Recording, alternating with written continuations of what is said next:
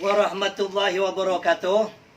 Alhamdulillah, hampir 5 jam rakyat yang peduli akan bangsa dan negaranya berkumpul di virtual Zoom ini.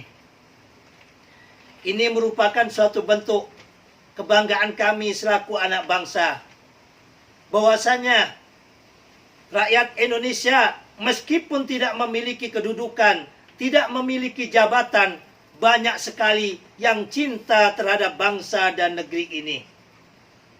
Dengan keputusan yang sangat luar biasa, ini merupakan kado akhir tahun yang cukup membanggakan dari Presiden kita, Bapak Jokowi.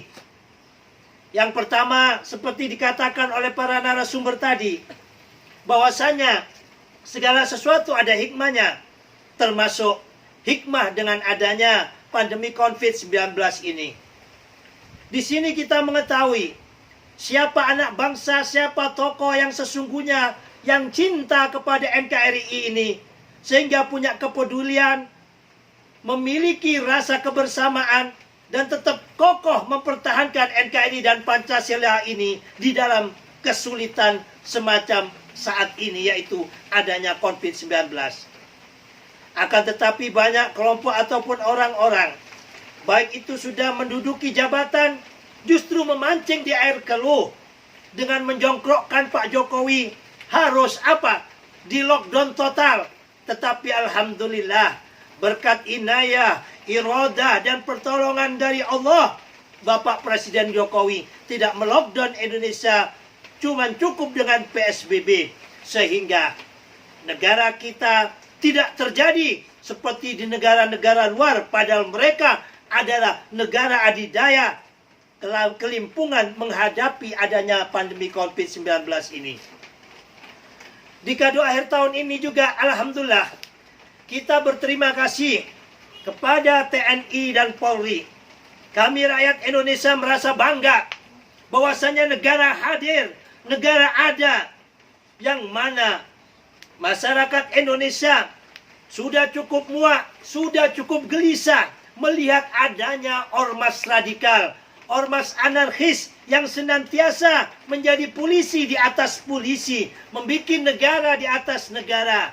Alhamdulillah, dengan sinergitas yang luar biasa antara TNI dan Polri, dengan ketegasan dan terukur serta kompaknya TNI Polri, alhamdulillah, yang selama ini ormas yang menjadi kegelisahan kebanyakan masyarakat Indonesia termasuk kita-kita ini dapat dilumpuhkan dengan cara yang jitu, cara yang ampuh, cara yang cantik, tanpa adanya letupan-letupan yang sangat berarti.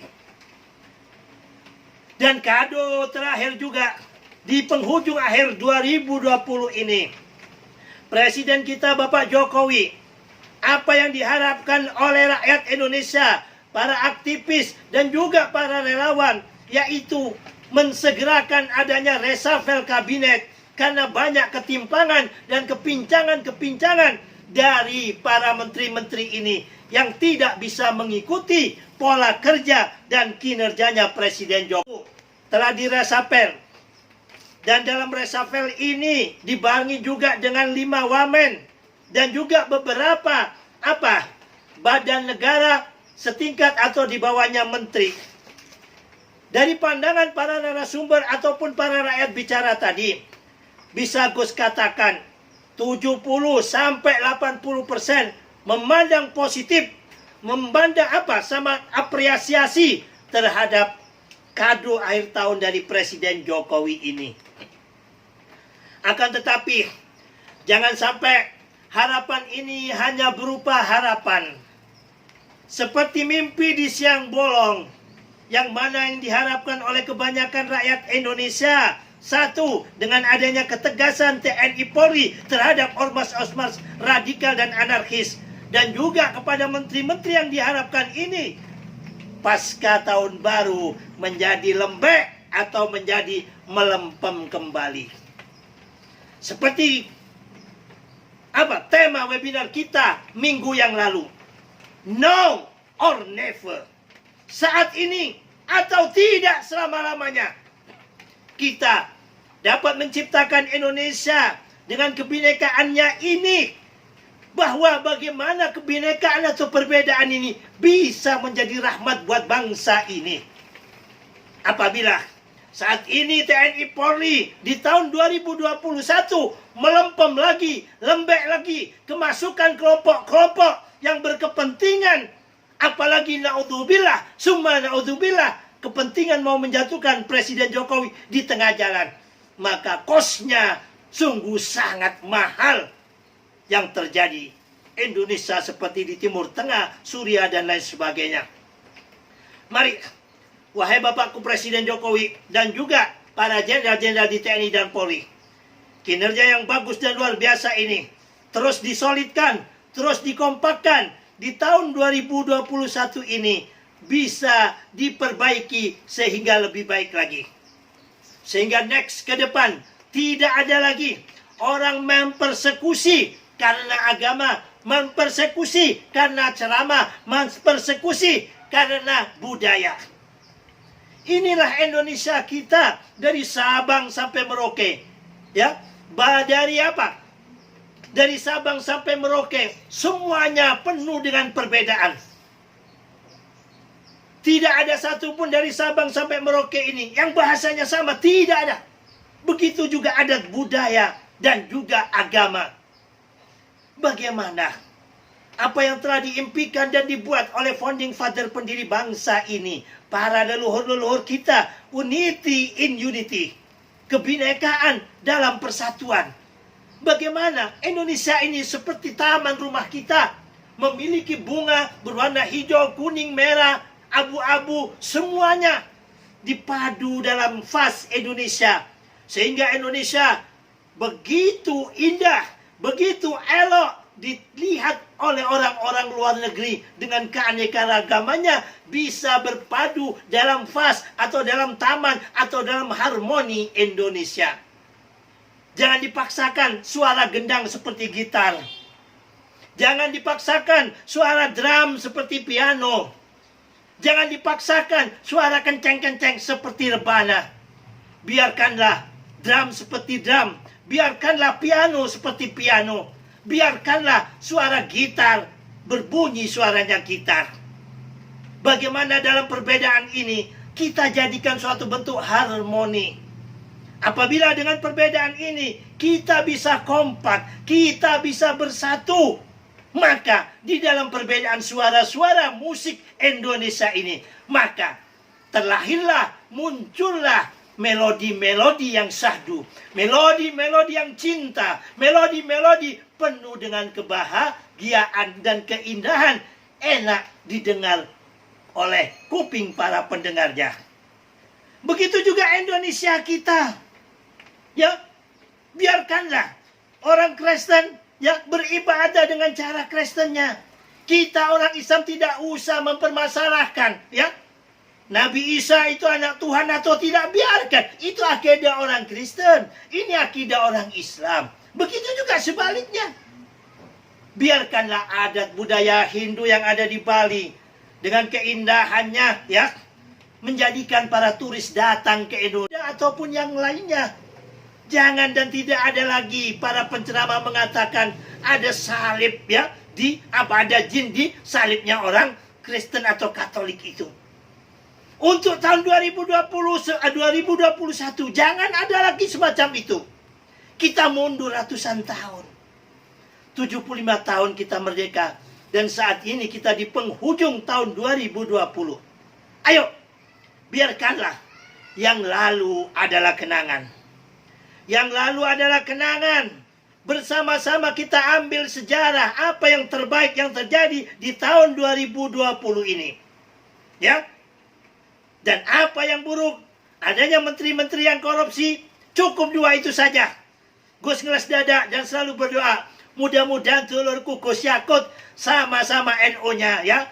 Ini rawan, Menteri Agama dan Menteri Sosial sering sekali ketangkap KPK. Mudah-mudahan dijaga oleh Allah. Ya Gus Yakut, ya, mudah-mudahan antum dijaga oleh Allah, ya. Jangan sampai tergiur dengan uang-uang setan, ya, sehingga merusak nama antum. Terlebih-lebih Bapak antum seorang masyayikh dan juga kami orang NU. Cukup daripada Menteri Agama yang lalu saja. Dan juga harapan kami kepada Bu Risma, ya, ini pilihan Pak Jokowi yang sangat luar biasa. Gus, orang Surabaya, Bu Risma ini dulu bukan siapa-siapa, hanya kepala dinas pertamanan, ya. Kalian semuanya tahu, teman-teman yang ada di webinar ini yang berumuran seumur Gus sekitar 50 tahunan, melihat Surabaya yang gersang, betul nggak? Surabaya yang panas, Surabaya yang kumuh. Bu Risma ini hanya kepala dinas.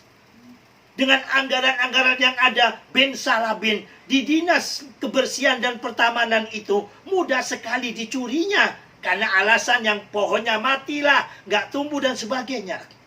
Tetapi luar biasa. Dengan kepemimpinan Bu Risma waktu itu belum jadi wali kota. Tapi hanya menjadi apa? Kepala dinas pertamanan.